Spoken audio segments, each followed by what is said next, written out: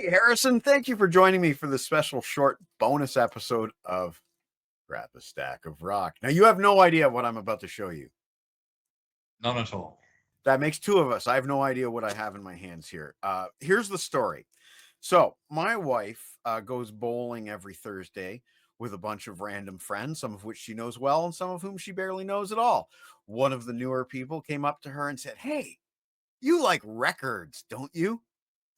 And she said, "Yeah, well, here's some records for you.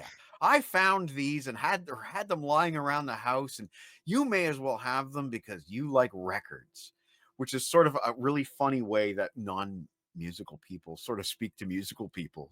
Like they just assume record, you like records. But let's take a look. This could be a completely bust episode. I have no idea what's in this pile. So let's go. We have Rock and Roll Dance Party featuring Bill Haley and the Comets with handwriting all over the cover there. Oh, goodness gracious. The sleeve is split. The record is a little scuffed up. It's pretty bad. It's pretty bad. This belonged to Bill Stork, who lived at 69 Sovereign Drive in St. Catharines. And it has that musty smell that old records sometimes get. And we'll hold up the track listing for everyone to see. There you go.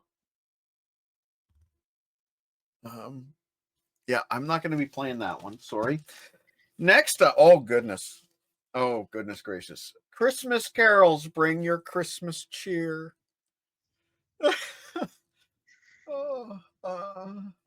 No, I'm not going to be. So here's something interesting. This is right side up, but yet the sleeve is like this and the back is like this. But here's the.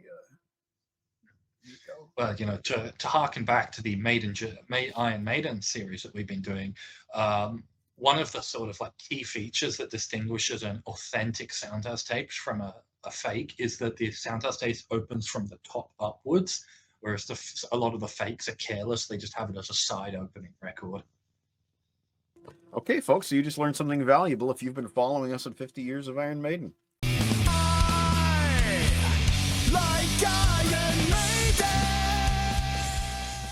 What is this? Beautiful Isle of Somewhere. Pipe, organ, and chimes by Dean McNichols at the Mighty Wurlitzer. It's a nice picture. There he is. There's the guy. I presume this is instrumental. Maybe. Beautiful Isle of Somewhere. Jesus, lover of my soul. Okay. So anyway, I have no favorite hymns and gospel songs. No, I don't think so. I don't think so. But I do like the look of his keys there. That's really cool. I really like that. John Clausen might know a bit more about that. And yeah, that's a cool keyboard set. It's Canadian record, see, Vancouver, BC. Word Records. I'm assuming the word, as in the word of God.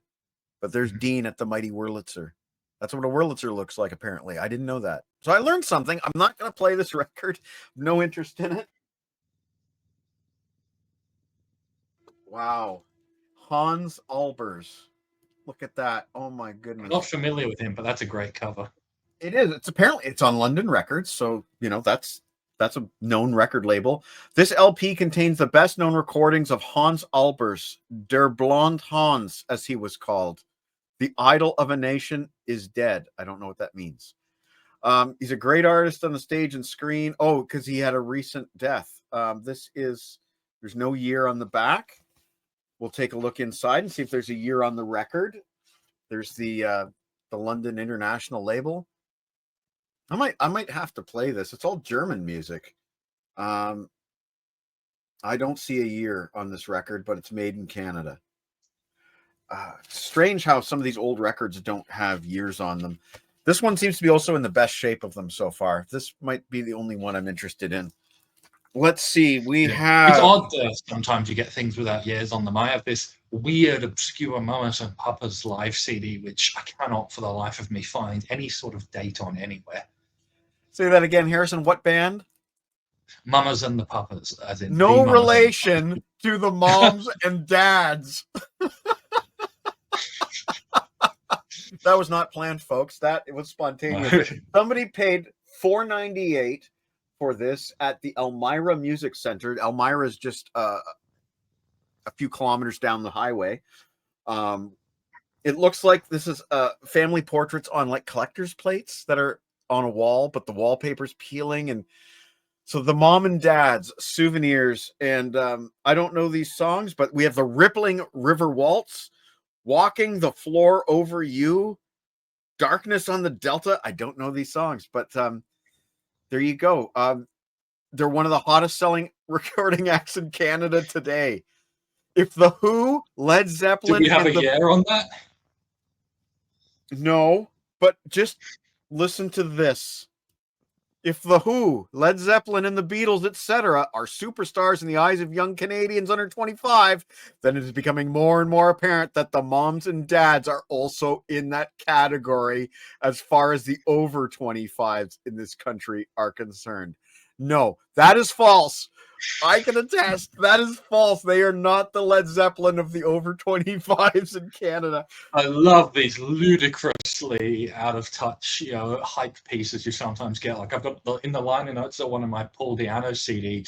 It's like Paul Di'Anno is widely known for possessing the greatest voice in heavy metal, which he might be one of my favorite heavy metal singers, but in terms of technical proficiency, yeah, not the greatest. Compared to Hyperbole. Now this one's on Columbia Records. I like that cover, but I will not necessarily be listening to the Lord's Prayer by the Mormon Tabernacle Choir with the Philadelphia Orchestral. Anyway, great, super good. Not for me, but it is on Columbia, and it's a mono record. It says monaural on the top label here. It says monaural, so this is in mono. And it has Hondel, and it has other stuff that I don't have time to read all this text, but this is so bizarre and interesting to me. Okay, and Harrison, I'm really glad that I left this record for last. Oh my goodness. What is this? This is on Rocking Horse Records, made in the USA. Cats and Dogs. Cats and Dogs. It still has some cellophane left on it. The Rocking Horse Players and Orchestra have written and produced hundreds of happy records for young folks to provide them with hours and hours of fun aplenty. So I'm guessing this is a kid's record. Cats and Dogs, and look, they're sleeping. Or they're not sleeping. Look, they're sharing the same milk bowl. Isn't that nice? Features the hits. Pussycat, Pussycat. How much is that doggy in the window? I know that song. Frisky Little Puppy, Three Little Kittens. I don't know all of these songs, but oh my goodness. Is it too much to hope that What's New Pussycat is going to be on there? Probably not. It's not. Oh my goodness. Okay, so I'm glad we saved this one for last because that's the most ludicrous record. I might have to spin that one too for just the fun of it. Thank you for joining me for this ridiculous episode. I think we did find, I think the moms and the dads might be one of the greatest treasures of all because they were apparently the Led Zeppelin of Canada, and the Who, the Beatles. So that does date it. Actually, we know that it was at least the late 1960s, 69, or early 70s if Led Zeppelin's being cited in the same sentence as the Beatles. So we do know that much, but wow, what a bizarre trip through vinyl.